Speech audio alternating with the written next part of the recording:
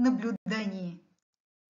Защо да описваме целта от гледна точка на извънземно?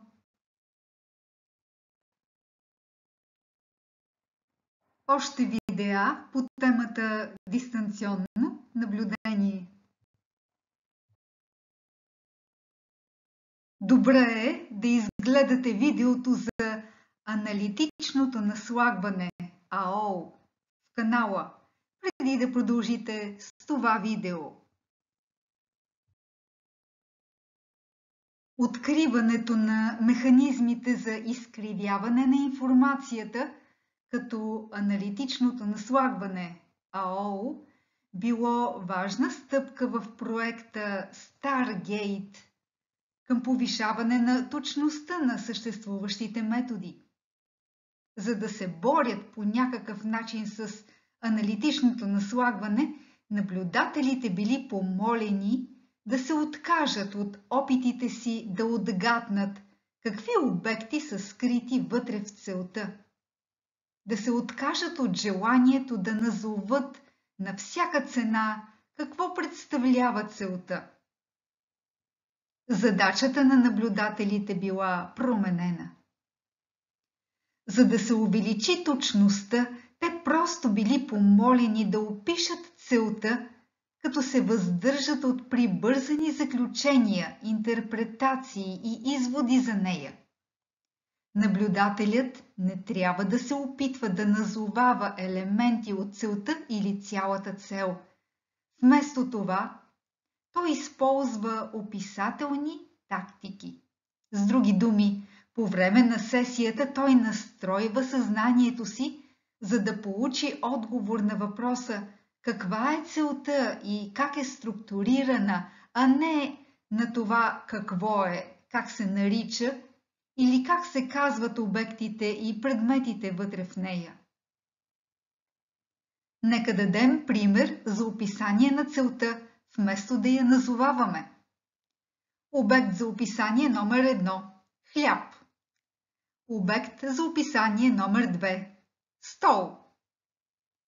Ако целта е черен хляб, тогава описанието би могло да бъде следното.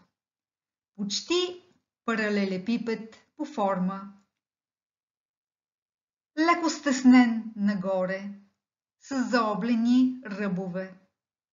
Горната повърхност на обекта е тъмно кафява, с неправилни пукнатини. Краищата са свързани, образуват неправилна форма.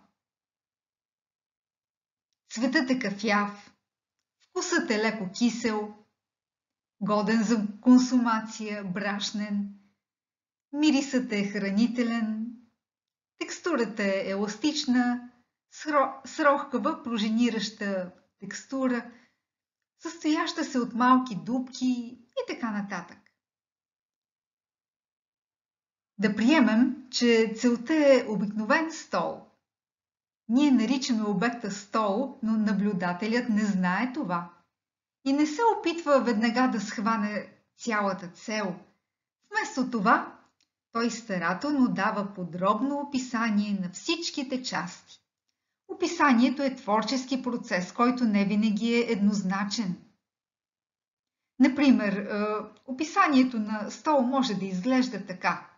Обект със сложна форма, състои се от две части с различни цветове, форми и текстури. Едната част е с синьо отцветяване, тя е плоска, квадратна, по форма с заоблени ръбове, заоблени ъгли, изработена от мек вълнен материал. Разположена е в равнина, успоредна на повърхността, върху която е разположен обектът и е повдигната над нея. Втората част е монтирана към първата и е в контакт с нея. Втората част, тъмнокафява, орехова на цвят, се състои от няколко групи правоъгълни пръти, изработени от издръжлив, лек естествен материал, покрит с тънко гладко фолио с цвят на орех. Първата група включва 5 пръта и е здраво закрепена за първата част. Втората група от 3 леко извити пръта е разположена успоредно на синята повърхност под нея. Третата група от 4 дълги пръта е прикрепена към първата част в 4-те и края и е разположена перпендикулярно на повърхността на равнината. Част от прътите служат за опора, а друга част прикрепват отделните части в една конструкция. Звучи ли ви тегаво? Всъщност всичко е много по-просто. В края на краищата то може да се нарисува. Описателният подход има своите предимства. Учи ни да гледаме на света през призмата на детайлите и да забелязваме малките неща и малките разлики. Този подход е много по-информативен от простото назоваване на целта. Ако наблюдателят просто каже, че обектът е стол, тогава това би било нищо. Когато чуе думата стол, един човек ще си помисли за стол от дворец, друг от селска къща, трети за дизайнерски стол с причудлива форма. Да не говорим за цветовете и другите параметри, които също ще бъдат напълно различни.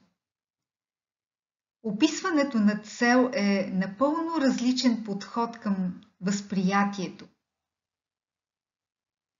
Когато описваме, премахваме всички имена, класификации и обобщения от твърде високо ниво. Благодарение на този подход, техниките в метода дистанционно наблюдение работят като скенер, описвайки обектите по много специфичен начин. По този начин, наблюдателят е в състояние да ни даде сравнително точно описание на обекта, поради което обемът информация от реални сесии може да бъде впечатляващ, заемайки доста страници от протокола. Наблюдателят в тази ситуация е като извънземно, долетяло до Земята. То не познава никакви земни обекти, техните имена и функции. За да предаде информация на своята планета за обектите, с които се сблъсква, то няма друг избор, освен да ги опише подробно. Така нашият свят, през неговите очи, би изглеждал съвсем различно, защото мозъкът му не би бил задръстен с имена, понятия, идеи и програми. Разбира се, описателният подход е известна идеализация и в действителност наблюдателите често разпознават обекти, но това се случва по съвсем различен начин, отколкото ако биха искали да назоват целта и не се придържат към описателния принцип. Едно е от време на време да нарушавате правилата, а съвсем друго е да нямате такива.